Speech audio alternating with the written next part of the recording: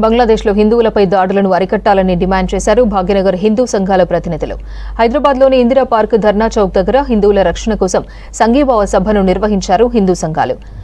భాగ్యనగర్ గణేష్ ఉత్సవ సమితి ఆధ్వర్యంలో నిర్వహించిన ఈ కార్యక్రమానికి పలువురు పీఠాధిపతులు, స్వామీజీలతో పాటు గోషామహల్ ఎమ్మెల్యే రాజాసింగ్ పాల్గొన్నారు. బంగ్లాదేశ్లో హిందువులపై దాడులు చేస్తూ మారణ హోమాన్ని సృష్టించడాన్ని వారంతా తీవ్రంగా ఖండించారు.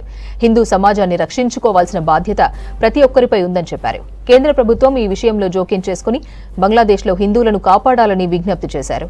मीडिया में ये बताया जा रहा था कि पाकिस्तान से कुछ स्पेशली एक सैन्य को बांग्लादेश भेजा जा रहा है। वहां पर क्यों भेजा जा रहा है? क्योंकि वहां के हिंदुओं को किस प्रकार से खत्म करना है। यहाँ एक बहुत बड़ी हेडिंग नेशनल चैनल के हेडिंग में लोग आवाज उठा रहे, लोग बता रहे कि एक सैन्य पाकिस्तान से एक बल हिंदुओं को काटने के लिए बांग्लादेश पहुंच चुका है। आज हिंदू किसके तरफ देखेगा? आज हिंदू बांग्लादेश का किससे आवाज उठाएगा? किसकी ओर देखेगा?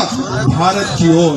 अब हमारे भारत में रोहिंग्या मुसलमान घुसपैठ करके रह सकता है, जब बंगाल में 1 करोड़ से अधिक बांग्लादेशी मुसलमान चुप कर रह सकता है, वहां की सरकार उनके सपोर्ट में खड़े रह सकती है, तो मेरे बांग्लादेशी जो हिंदू जो बॉर्डर की ओर आकर खड़े हुए हैं, उनको हम भारत में क्यों प्रवेश नहीं कर सकते हैं? ప్రధానమంత్రి గారికి గౌరవప్రదంగా చెప్తున్నాం, మా యొక్క హిందూ సంస్థ ప్రతినిధిని మీరు చక్కగా గౌరవంగా విడుదల చేసి మా ధర్మాన్ని మీరు రక్షించవలసిన బాధ్యత. దేశాధ్యక్షుడు అంటే సర్వధర్మాలని రక్షించేటువంటి వాడు కాబట్టి అతను కూడా హిందూ ధర్మాన్ని రక్షించాలి. లేకపోతే ఆ సనాతన ధర్మమే నిన్ను శాపిస్తుంది. ఈనాడు కేంద్ర నాయకత్వం కావచ్చు లేదా ప్రాంతీయ నాయకత్వం కావచ్చు, ఆ దిశగా సాగుతున్నందుకు నిజంగా వాళ్ళందరినీ కూడా అభినందించాలి. వాళ్ళందరి వెనకాతల నిలబడాల్సిన అవసరం సమాజానికి ఉంది అని గుర్తు చేయడం.